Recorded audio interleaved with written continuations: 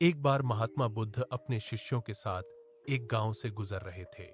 उस गांव में एक बहुत ही घमंडी और क्रोधी स्वभाव का व्यक्ति रहता था। वह बुद्ध की बढ़ती लोकप्रियता और उनके विचारों से बहुत चिढ़ता था। जब उसे पता चला कि बुद्ध उसके गांव में आए हैं, तो वह गुस्से में आग बबूला होकर उनके पास पहुंच गया। बुद्ध शांत भाव से अपने शिष्यों के साथ बैठे थे।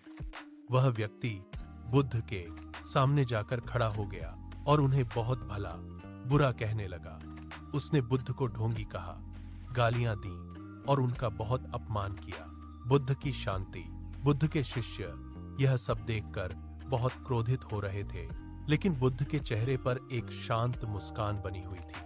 उन्होंने न तो कोई प्रतिक्रिया दी और न ही उस व्यक्ति को पलटकर कुछ कहा।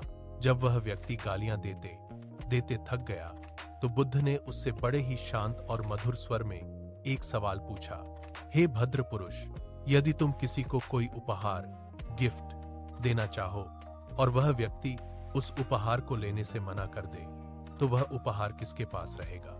उस व्यक्ति ने चिढ़कर जवाब दिया, जाहिर सी बात है, अगर उसने उपहार नहीं लिया तो वह मेरे पास ही रहेगा। जीवन का सबसे बड़ा पाठ। बुद्ध मुस्कुराए और बोले, ठीक इसी तरह तुमने जो गालियां और क्रोध के शब्द मुझे दिए, मैंने उन्हें स्वीकार ही नहीं किया। इसलिए तुम्हारे वे सारे अपशब्द और तुम्हारा वह क्रोध तुम्हारे पास ही रह गया। तुमने खुद को ही चोट पहुंचाई है। यह सुनते ही वह व्यक्ति अवाक रह गया। उसे अपनी गलती का एहसास हो गया।